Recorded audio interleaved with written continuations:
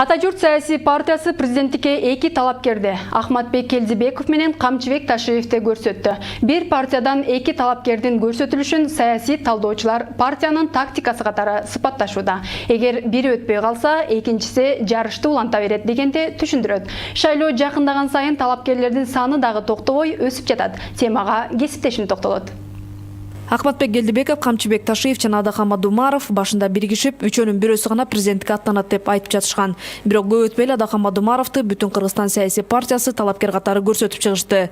Анын артынан эле Атажурт саясий партиясы эки талапкерин көрсөтөрүн партиянын бүгүнкү 11 курултайында маалым болду. Алгач сөз алган Ахматбек Келдибеков өзүнүн өлкөнү өнүктүрүү боюнча 9 кадамдан турган программасын жарыялады. Адилеттүү бийликти, адилеттүү башкарууну, адилеттүү сот системасын түзмөйүн, биздин демократиялык төөлөттөр тууралуу сөз кылууга саясий да, моралдык да акыбыз жок. Андан соң чыгып сүйлөгөн Камчыбек Ташиев бийлик тарабынан кандай гана сыноолор, сындыруу аракеттери болгонуна карабай, акыйкат үчүн күрөшүп келе жаткандыгын айтты. Бул кадамдан эч кандай интрига, саясий оюн издебегиле. Жеке мен үчүн кимиңиз талапкер болушу маанилүү эмес.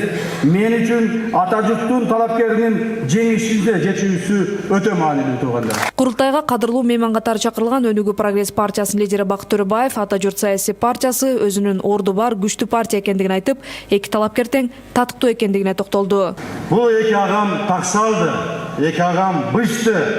Чындыгында айтканда азыр Кыргызстанда эң алдыңкы саясатчылардын бири болуп калышты.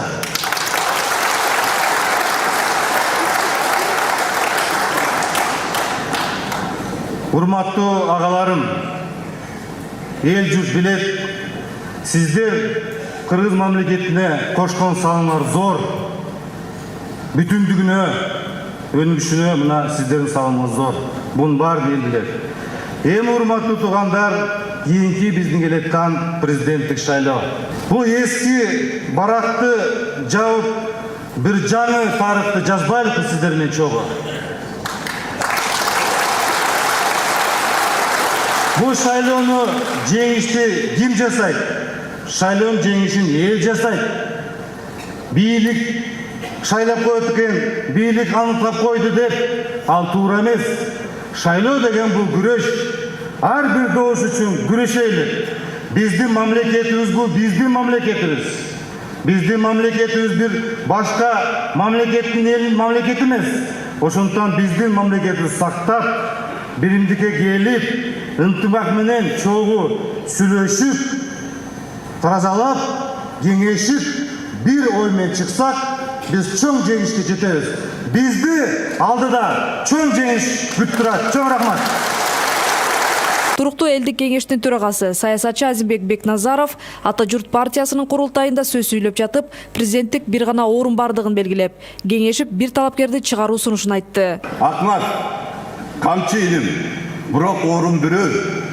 Мен силердин адвокаттар катары, силердин агалар катары, али кеч эмес, башкаларга окшоп мындай жайпап, сайпап койбой, өзүмдүн жүрөгүмдөгүн айтайын.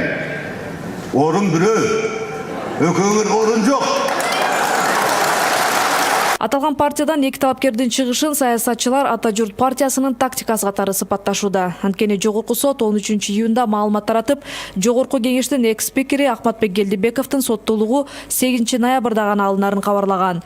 Ахматбек Келдибеков коррупция беренеси боюнча соттолгон. 2016 жылы мамлекетке 10 миллион сом төлөп берген. Мыйзамга ылайык соттолгон жаран толук акталмайынча шайлоого катыша албайт. Андыктан эгер БШК Келдибековду каттабай койсо, Ташиев жарышты уланта берет дешет серепчилер. Бул дагы мүмкүн бара-бара шайлоого жакындаганда бирөө калып, бирөө талапкерлигин алат болуш керек да. Себеби бир партиядан эки талапкер чыгып, бул өзүнүн шайлоочуларынын добушун бөлүшү мүмкүн да. Ошондуктан булар бир өзлөрүнүн бир тактикалык планы болуш керек. Атажурттун эки кандидатура чыкканын бул тактикалык деп жүрүш деп мен ойлоп атам да. Себеби азырынча жанагы жогорку сот айткандан кийин мүмкүн эгерде Ахматбек Келдибековду каттабай койсо, анда Атажурт эч бир кандидатсыз калып калышы мүмкүн да. Андан кийин Ахмат Келдибековду каттабай калсанда Ташиев чыгарганга Атажурт мындай кандидатурасы менен калып калат.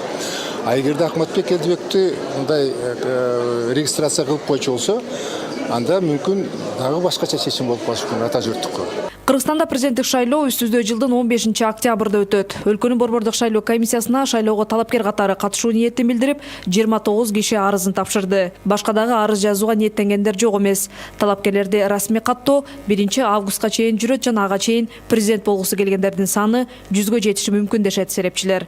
Изат Шууралиева, Талгат Алтынбаев, Сентябрь.